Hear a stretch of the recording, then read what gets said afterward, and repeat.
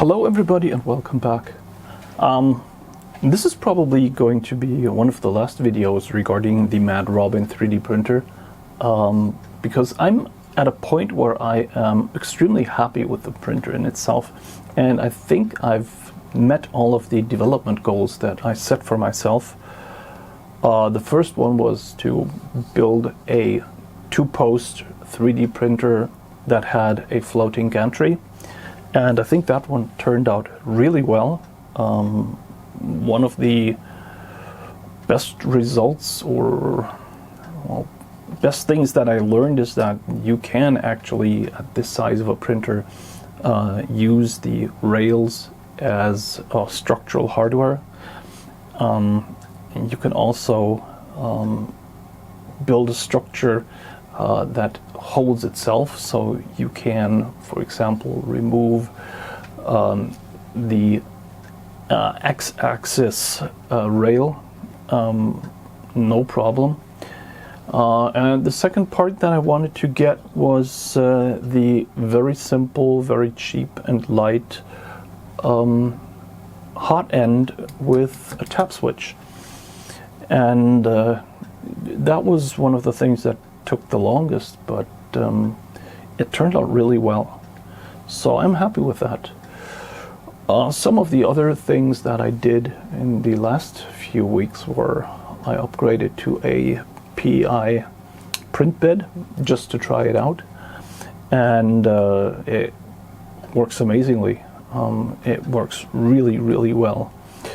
In fact, in the end I was able to print this part here, which does have some problems because it was rather cold. There are some breaks in here. There is a little bit of vibration on there, but I was going reasonably fast. But you have to keep in mind this is ABS, so the hot end had no problem printing ABS, and the print bed had no problem holding it down. The breakage that you see in here is because the environment where it was printing was simply too cold, so the ABS cooled down too quickly, and because of that we have breakage in there. But it is very nice. I'm really happy with that.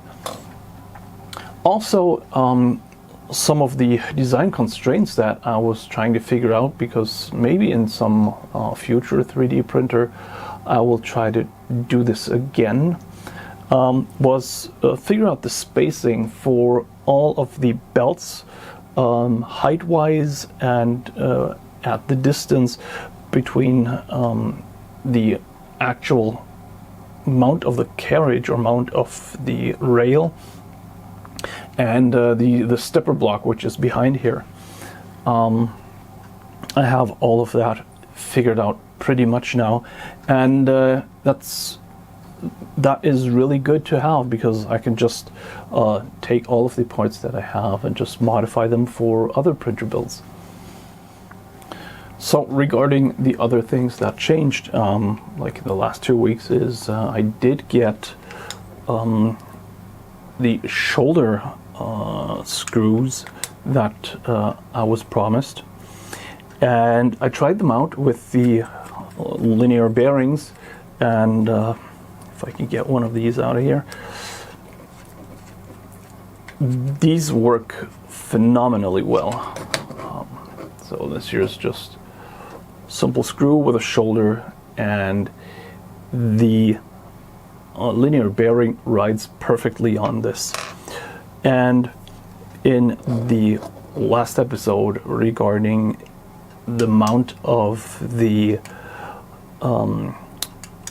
tap, I added a linear bearing between the block and the plastic part, and that is working like a dream. It is when the front plate engages with the block through the magnets, it is held in place perfectly. But when you have some pressure from the front, it doesn't actually bind up to any other parts, so it will slide forward and back absolutely easily. and that was one of the biggest achievements of the last week, that I got that to work. And since then, the tap switch has just been working like a dream. I mean, I can get this thing dialed in to like 0.02 millimeters, which from a design goal is about as good as I was hoping to go. And so I'm extremely happy with this. This printer is now an absolute prototype pumping machine. If I want something printed in PLA or PETG, I will just throw it at the printer and it will just get it right first time. So I really like it, and the small printer size of just 200 millimeters square or cube is also absolutely perfect for me right now. And maybe the last thing that I did last week was I added an insulation layer under the heated print bed, because the heated print bed just has 120 watts, which is not a lot, but this way it will easily go up to 100 degrees. That's all I need. That's fine with me. I will spend some effort trying to figure out if I can, when the weather has improved and when it's a little bit warmer, how good I can print ABS. But from where I stand right now, it doesn't work in the cold. Maybe I can try polycarbonate or another print material, but if I don't want to end up with the prints breaking at the top, I have to figure something out to get the temperature up around the prints so I have better layer adhesion. But yeah, I mean, that's just nitpicking right now. So what's going to happen next with the project? First of all, I'm going to create a new project in my GitHub for the Mad Robin, and I will be adding the parts for everything on here. I think the whole printer only consists of 25 3D printed parts, and from the experiences that I have, they can be easily printed with PLA or PETG. They do not have to be ABS, which makes this a very easy printer to print forward. And all of the other parts are readily available. This is just the simplest stuff around. The hot end that I'm using is a clone hot end from a Bamboo Lab. It was 20 euros. I would have never imagined that it would print so good and it would go through such a wide range of temperatures. It's just working out super for me. All of the other parts that are on here are also really, really simple. I don't know if I think that the MKS board that I'm using, which is mounted basically open in the back, I really like the way that it's mounted right now, because you can get to it so easily. You can modify things. It's like working on a VW Beetle. Just open it up and get to work on it. It's really simple.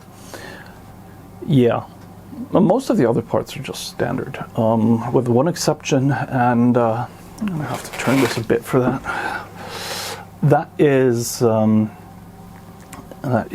mount for the Z-axis stepper, for the Z-axis threaded rod, and that has one exception to that, because the top of it is machined down to 5 millimeters, so it will sit in this holder perfectly. Well, that's the only thing that we may have to find a workaround for, so we can have that easily reproducible. Yeah, I think that's it. All of the other parts that I'm using are basically the cheapest around. The switches that I'm using, I don't need to use any optical switches. I just use these 40 euro cent micro switches, and they're good enough, and they just work. I think that is perfectly good enough for pretty much great results all around. Now, I don't know how long it's going to be until I have all of the parts online, including a simple bill of materials showcasing what the parts for the extruder are. But it shouldn't be that long. I'll post the link and do a short update video when I've completed the first uploads, and well, we can then take it forward from there. But right now, this is the state of the Mad Robin 3D printer. Yeah, quite happy with it. I'm actually looking forward to going for my first 4-post design, which should be the next one. I already have parts for that, and I think that is going to be pretty interesting.